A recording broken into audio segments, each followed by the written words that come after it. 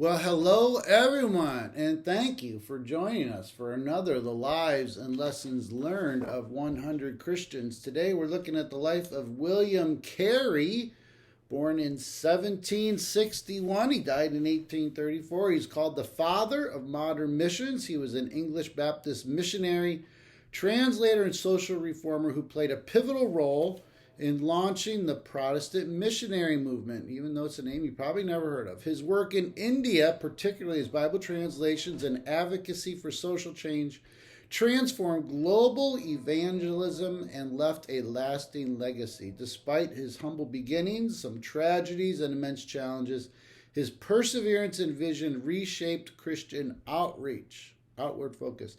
His life offers profound lessons of faith, diligence, and cultural engagement. Born August 17th, 1761 in England, Carey was the eldest of 5 children in a weaver's family.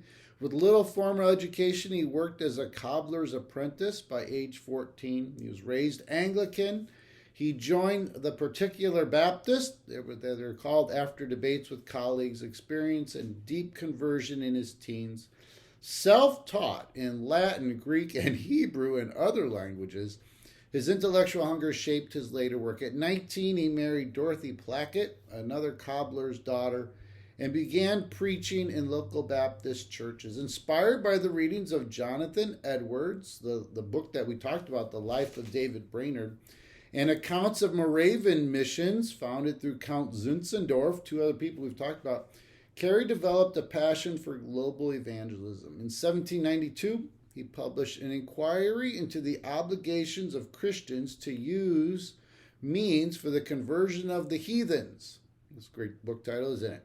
Arguing that the Great Commission applied to all Christians, not just apostles. Facing resistance from Baptist leaders who believed missions unnecessary, Carey famously urged, expect great things from God, attempt great things for God. So that's the phrase that pays, the one to remember.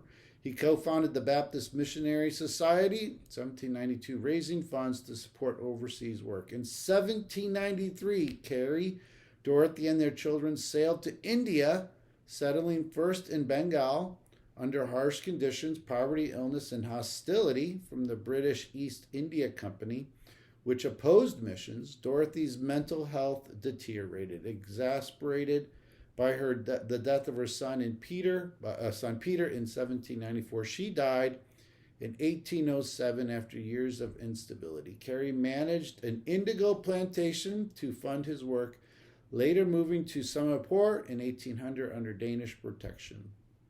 Joined by missionaries Joshua Marshman and William Ward, the Sempari Trio, as they were known, established a missions base, a printing press, and schools. He translated the Bible into Bengali, Sanskrit, and over 30 other Indian languages, producing dictionaries and grammars to preserve local tongues. He founded Semaipur College in 1818 to train indigenous pastors in advanced education. A social reformer, he campaigned against sati, which was widow burning, crazy, infanticide, and caste oppression, influencing British policy.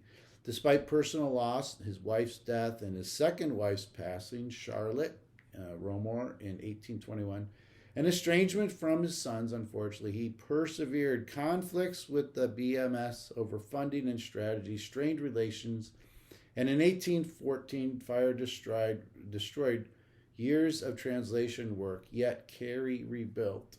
After marrying Grace Hughes in 1823, Carey continued translating and teaching until his health failed.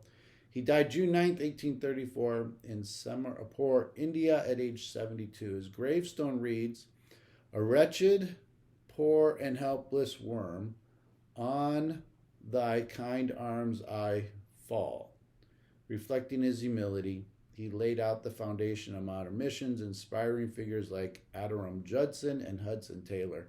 I'd push back on the poor and worthless, wretched worm thing.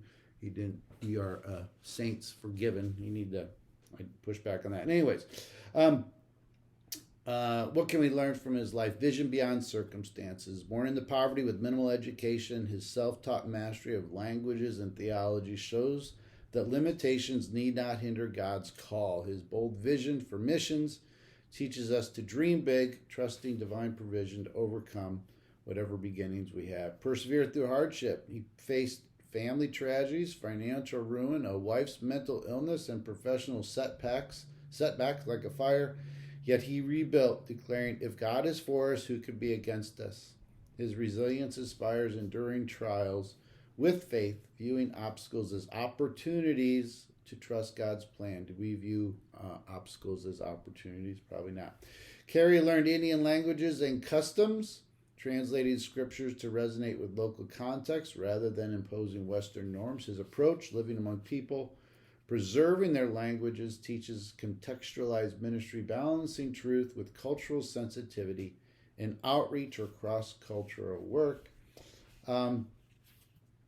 The Sema-Appor Trio's teamwork, the three guys who worked together, Carey's translations, Marshman's education, and Ward's printing multiplied their effectiveness.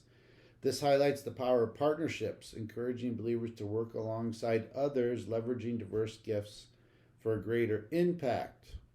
Okay, let me just end with this. There's a lot more going on here. Expect and attempt great things. Carey's motto, which I read before, expect great things from God, attempt great things for God, drove him to pioneer missions despite skepticism.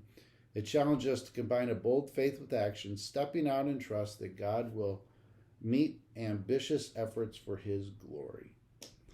Last thing, his legacy. He ministered during the late 18th century Industrial Revolution and British colonialism when missions were novel and controversial. His inquiry shifted Protestant thinking, proving that the Great Commission was a universal mandate. By 1834, his translations reached millions, and the Sema-Appor College educated thousands. His reforms influenced India's social landscape, and the society that he started inspired many other ministries and societies. Though criticized for limited direct converts, hundreds were baptized, and his initial tolerance of colonial systems, his linguistic and educational work empowered indigenous churches. His influence endures in organizations like the Wycliffe Bible Translators and Global Evangelical Missions. Again, thanks for hanging with us for the life of William Carey. Expect great things from God, attempt great things for God. There's a phrase that pays. Thanks so much. God bless.